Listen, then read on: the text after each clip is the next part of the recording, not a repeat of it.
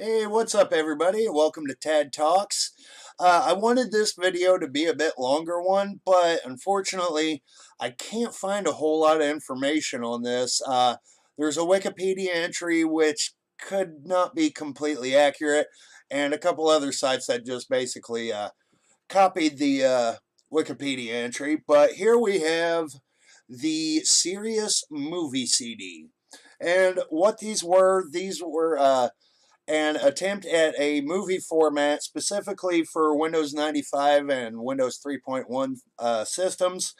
And it did not go anywhere because it was brought up around the time that the video CD and the DVD were the big thing. So it never really got any traction.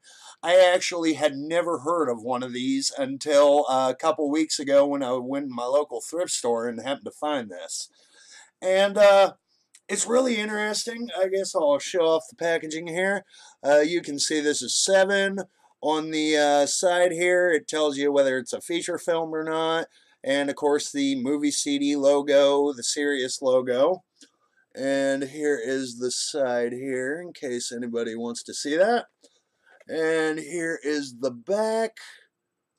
And yeah, it just gives you a little info on the back about the movie CD format, a little description and your usual stuff about the movie. And they come in these plastic clamshell cases. Yeah, no, mine's got a rip there. But you used to see these kind of cases in like audiobook sets and stuff like that. But these are, of course, made for CDs. The runtime on these are about only 45 minutes per disc, so that's why most of the movies, I believe, are on 2 discs or maybe more. And it's really kind of funny. On my legacy PC, which I use this on, it was basically just like a small box in the center with a big black border, like you'd sometimes see on the Sega CD, which I used to love that shit. And it's really bad video quality. The audio's pretty good, but the video's not the greatest. Now, I could have not had it set up right. I don't know if all of them are going to look like that. But it's still really cool and interesting to see those. And I'm probably going to start a little collection of them. Most of them were, they had some that were horror. There was a lot of anime. There was music-related ones and a lot of Playboy ones for some reason. I guess old Hugh Hefner just wanted titties on pretty much every format he could find. Yeah, can't really blame him. But anyway, yeah, these were released in 1996. I believe that was before DVDs came out, but they were right there on the horizon. And they had the what they called the Motion Pixels Codec, which they had 2 of these. The MV1 or MVI1 codec was only used in a game called Treasure Quest.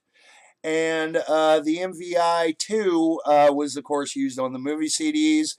And I believe they actually used them in some games. I tried looking up to see which games used it, but I wasn't able to come up with anything. And the minimum requirements are a 486 and up. But I actually, my first childhood computer was a Tandy TRS-80, but when I got in my teenage years, we got a 486 Packard Bell, and man, I remember that stuff. It was a good time for me. I'll probably do a video about my beginnings in Windows computers at some point. But yeah, 486 processor, 8 megabits of RAM, at least a 2x CD-ROM drive. The audio came out in a WAV format. And let's see, a couple of the movie CDs they have that I'd really like to get. I've seen Puppet Master, which I really want that. If you never see the first Puppet Master, you got to check it out. It's awesome. And the Mortal Kombat movie, the first one I really liked. It doesn't really hold up that well today, but it's still worth a watch if nothing else is on. And the Class of Nukem High was on there, and some of you may know I'm a huge fan of Troma, so if I can find that one, I'll buy it because On eBay, I could not find that one at all. There's a lot of other good ones out there, but yeah, Class of Nukem High, it's probably going to take me some digging, but I'll try and get me one of these days. And maybe, who knows, I go to Horror Hound Weekend with my buddy Charles. Hi, Charles. And Troma always has a booth there, and sometimes you never really know what's going to show up. Like, sometimes they'll just be going through their office stuff. Like, I've got a signed animation cell from Toxic Crusaders, signed by Lloyd himself, and they had just found that stuff in a drawer. So maybe they've got a copy of the movie CD version of Class of Nukem High floating around somewhere. I'm going to the Indianapolis Horror Hound later this year, and I'll probably ask the guy who's usually running the booth.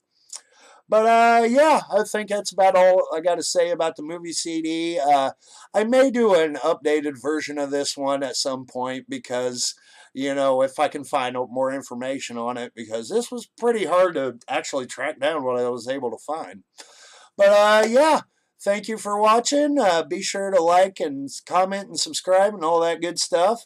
And if I reach 1,000 subscribers, I will shave this motley beard in a video.